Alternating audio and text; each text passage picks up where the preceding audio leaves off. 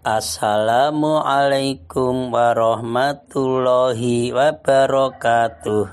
Selamat berbahagia jamaah ngaji tafsir Al-Quran dengan referensi kitab tafsir Al-Ibris Mu'alif Mbah Kyai Haji Bisri Mustafa Rembang dengan sanad Mbah Kyai Haji Samsul Mu'in Khalid, pendiri dan pengasuh Pondok Pesantren Darul Amin, Cacak, Banyuwangi, Jawa Timur. Semoga berkah. Amin. Dilanjutkan surat Al-Baqarah ayat 256 dengan tema tidak ada paksaan untuk masuk agama Islam. A'udzu billahi minasyaitonir rajim. Bismillahirrahmanirrahim. La ikraha fiddin. Qad tabayyana rusdu minal ghayy. Faman yakfur bit-taghuti wa yu'min billahi faqad istamsaka bil urwatil wusqa lan fisama laha wallahu sami'un alim. La ikraha, ora ana paksan iku maujud fitini ing dalem mlebu agama Islam. Kota bayana teman-teman pertelo apa harus juga beneran minal ghayyi saking sasar. Faman mongko sing sapane wong yakfur kang ngupuri sapa man bitaguti kelawan setan wayumin lan ngimanake sapa man bila ing Gusti Allah taala faqat distamsaka, mongko teman-teman gandulan sapa man bil ngurwati kelawan dading alwusqa kang kuat lang fisoma ora ana pedhot iku maujud putus pedhot lah kedue ngurwah tawa dadung. Wallahu tawi Gusti Allah taala iku samiun dat kang midanget alimun tur dat kang udaneni. Surat Al-Baqarah ayat 256 dengan tema tidak ada paksaan untuk masuk agama Islam. Dengan subtema Allah menegaskan tentang larangan melakukan kekerasan dan paksaan bagi umat Islam terhadap orang yang bukan muslim untuk memaksa masuk agama Islam. Sebab turunnya ayat ini atau asbabun nuzul, riwayat Abu Daud, Ibnu Hibban, An-Nasai, As-Sudi, dan Ibnu Jarir telah menyebutkan sebab turun ayat 256.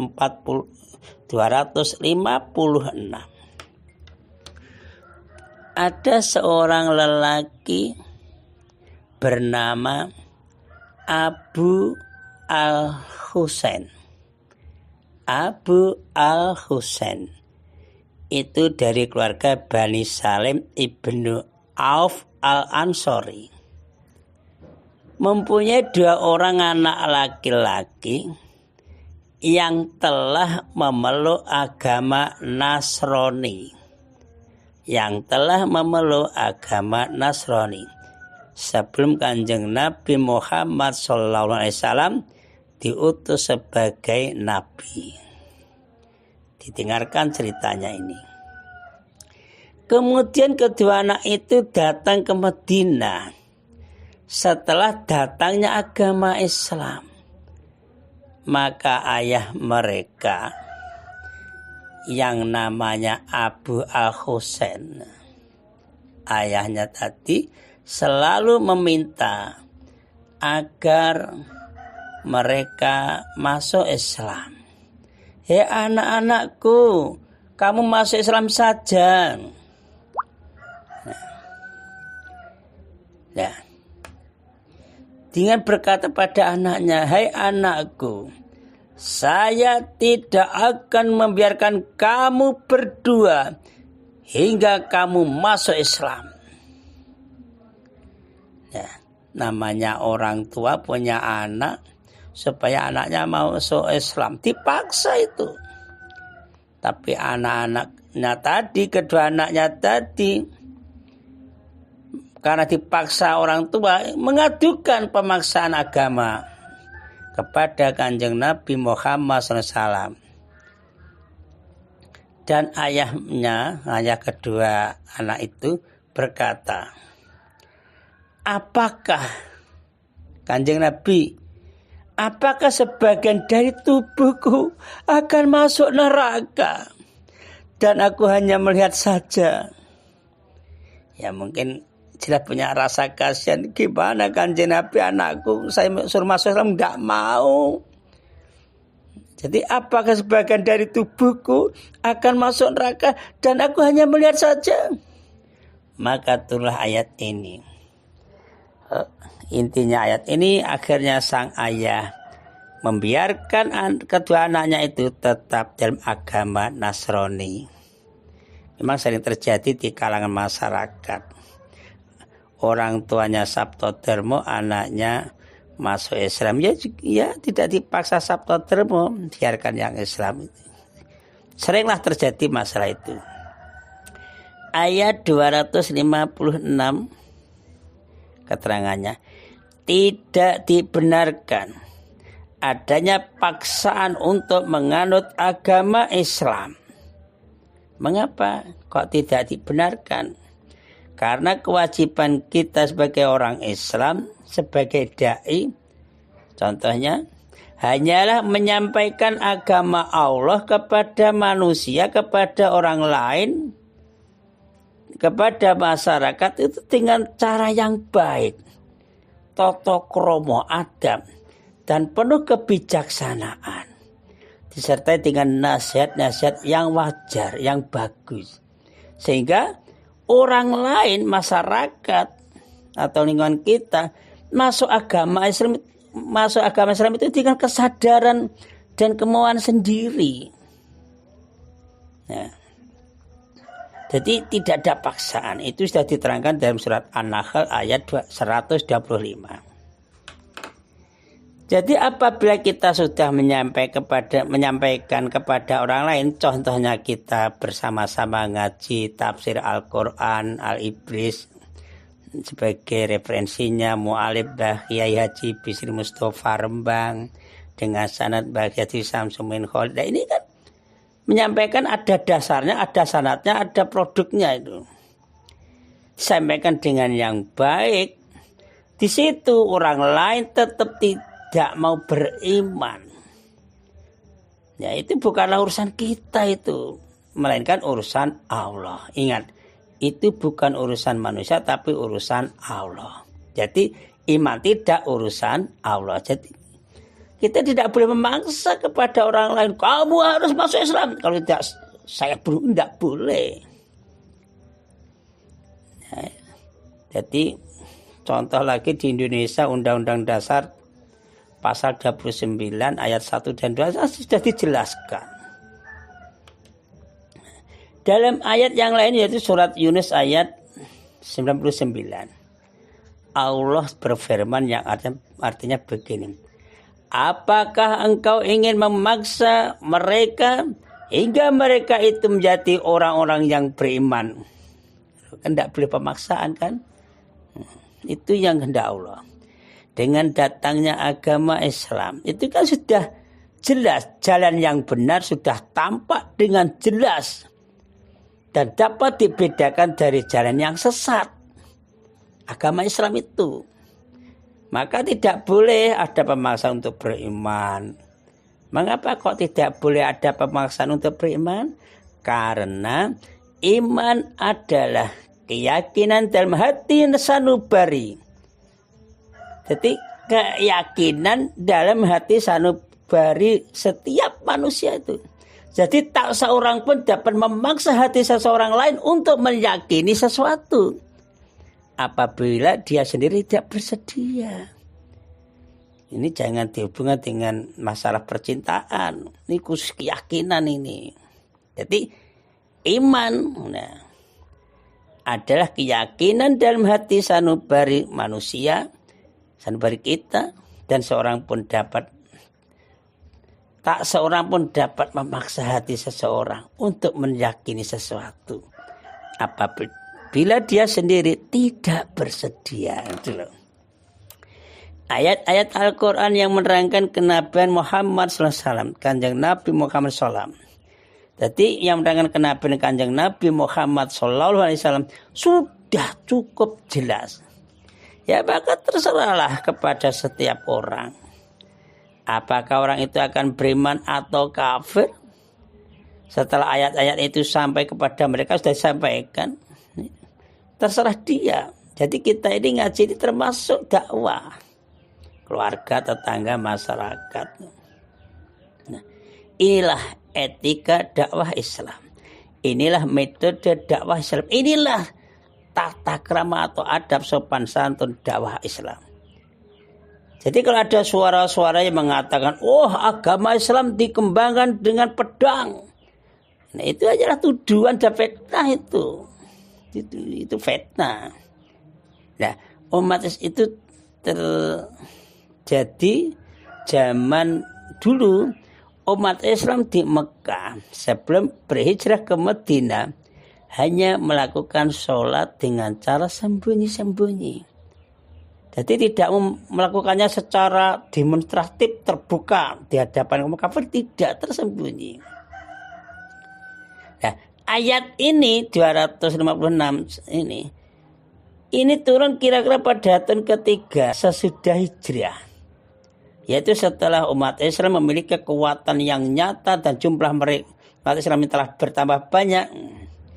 Walaupun demikian tidak diperbolehkan melakukan pemaksaan terhadap orang-orang lain untuk masuk Islam. Jadi non-Islam dipaksa masuk Islam, tidak. Baik itu secara halus apalagi dengan kekerasan, tidak ada pemaksaan. Yang penting kita sampaikan. Adapun peperangan yang telah dilakukan umat Islam, yaitu baik di Jazirah Arab maupun di negeri lain, contoh seperti di Mesir, Persia, dan sebagainya lah banyak. Hanyalah semata-mata suatu tindakan untuk membela diri terhadap serangan-serangan kaum kafir yang menyerang kaum Islam. Ini membela diri.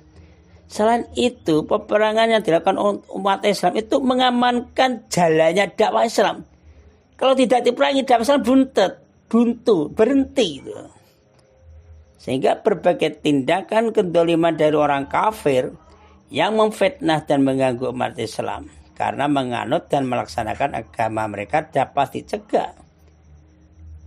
Kalau tidak gitu macet.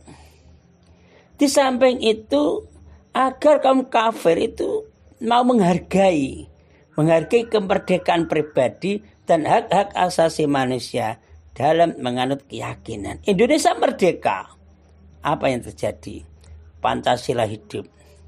Jadi agama yang di Indonesia yang sudah jangka 6 itu bisa berkembang dengan bebas, tidak ditekan oleh penjajah itu.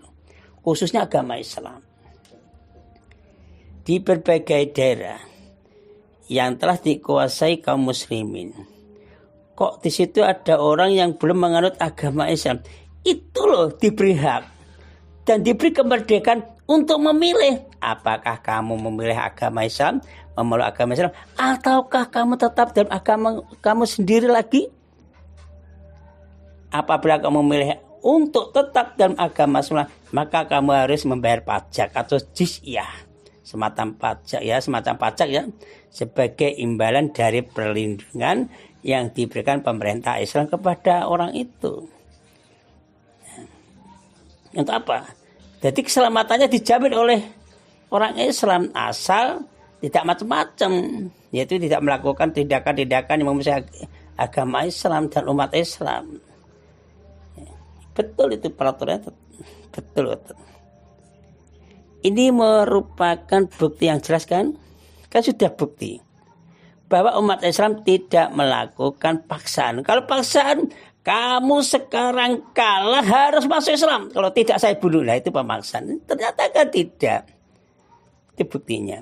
Bahkan orang Islam tetap menghormati kemerdekaan beragama walaupun terhadap golongan minoritas yang berada di daerah-daerah kekuasaan mereka, orang Islam.